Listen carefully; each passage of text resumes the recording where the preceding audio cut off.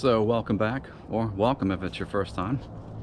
If you follow the channel for any length of time, you know I go through some periods of time where I do multiple mods or multiple fixes at once.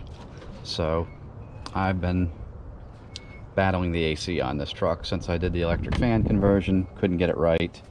One of the things, there's a short somewhere in this wiring, so got a new GM harness to repair that. And through some research of mine, I found these guys, and they've got a different pressure sensor, caps off the old wiring, and then this bundle right here gets repenned over there to the PCM, and I'll have to go in with HP tuners and make some adjustments. That said, that's what we're in the middle of right now. You can see I've stripped that from the loom. I'm just gonna kind of size this one up. I was told go back as far as you can, cut it, and then solder the new piece in. So, because really we don't know where the break is, so that should fix that. I've already done a new pressure switch here, compressor lines, dryer receiver, idler, belt. Only thing I haven't replaced at this point is obviously this part of the wiring and the evaporator core. So with a little luck, those two things should get it to where I have working AC in this truck for the first time since 2015. But stay tuned, we're going to work on that and move along and update you as I go. Alright, so I didn't film any of that because I didn't want to bore you to tears. But you can see I've got the new GM Delco harness spliced in. I went ahead and I changed that transducer pressure switch right here with the newer style one from that BP Automotive kit. I've strung the harness all down here. It's right here. I need to pin it to the computer. Probably gonna do that tomorrow. It's 5 o'clock here right now, and I started to jack my truck up and get the wheels off. I'm gonna put them fender liners in.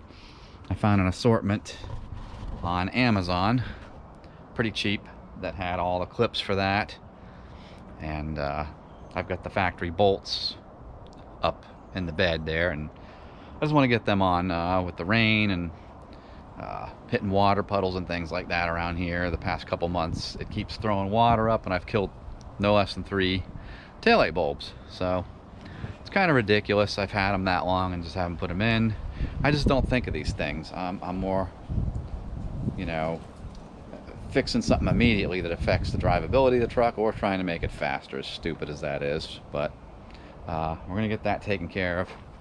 I'll wrap that up tomorrow with the wiring and programming. I think I might have a relay going bad on me. I'll try and source one of them local. When I have it in the first position and my fans come on, it clicks non-stop, and I don't have high-speed fans. I don't know what's going on there, but I'm gonna get to the bottom of it and figure it out. So with that said, that's that AC stuff. There is what I showed you, the BP Automotive harness and transducer switch, and of course that wiring pigtail that was bad, that was kind of off and on there. So we're just doing a bunch of little simple fixes today to make the truck better. It is well, gonna be 23 years old this year, so gonna keep it on the road. I like it. All right, so obviously this job with the BP Automotive harness did not get finished. It's nearly a little over a week later. I went ahead, skipped some steps so as not to bore everyone. Pulled our negative battery cable. We've gotten the PCM loose out of this here, popped the cover off, all that. Got our blue connector off for right now to do those wires. There's 2. Expose the pins, etc. You really can't mess this up with their instructions. So it tells you about the switch, and then right here what wires to put and where. So rather than do that on camera, I will push those to the says gray wire and the black wire. So I'll push them into that blue connector and their corresponding pinouts, and then I will do the same with the red, show that, and put everything back together, and then we'll talk about the actual programming. They don't tell you that. They want you to send your PCM to them. It's not an option for me, nor do I want to do that having HP tuners. So we'll delve into an old message board and a good video that I had found prior to this that led me to buying this kit, and we'll show what's all going to be done there with the tune. All right, sit tight. All right, so we're back. Everything's all back together in here, as you can see. Battery cable's hooked back up.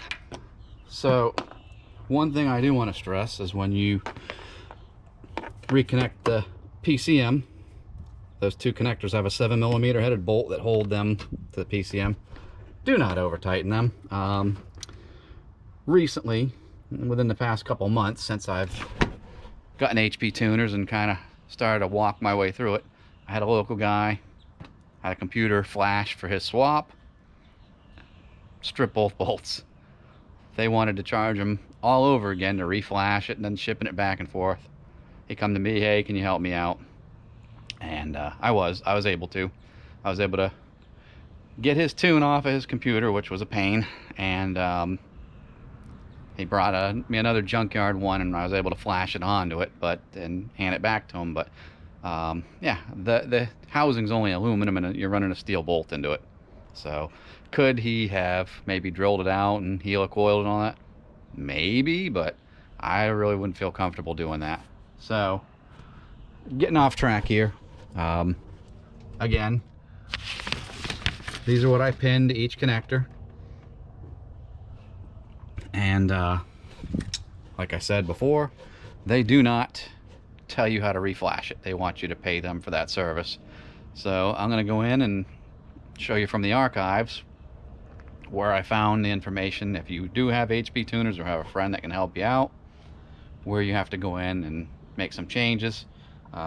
Prior to this mod, I'd been playing with fan settings and things, trying to get this to work right, and never could get it right.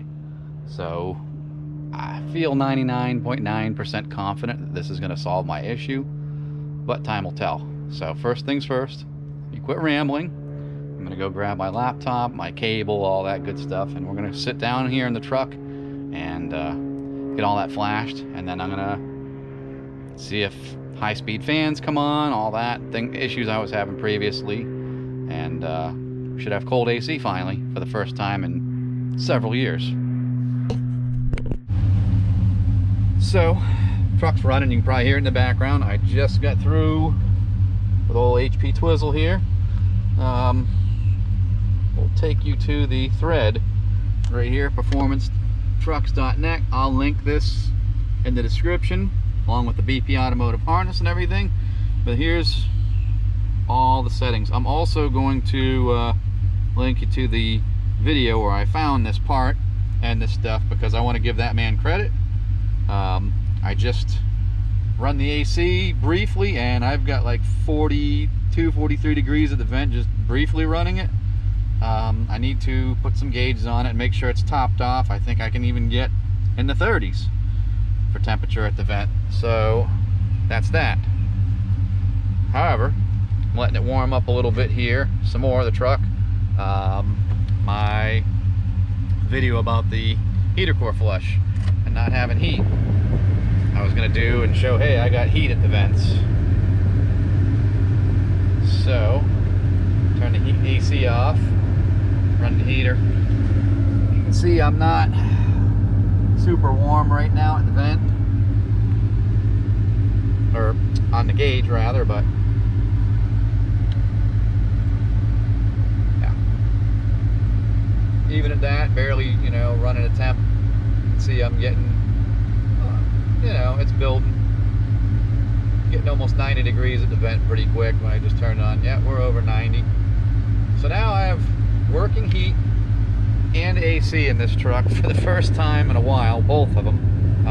When I swapped the engine end of last year, turn that down so you can actually hear me. Yeah, so when I swapped the engine last year, it didn't work. It kind of confused me a little bit why it wasn't working.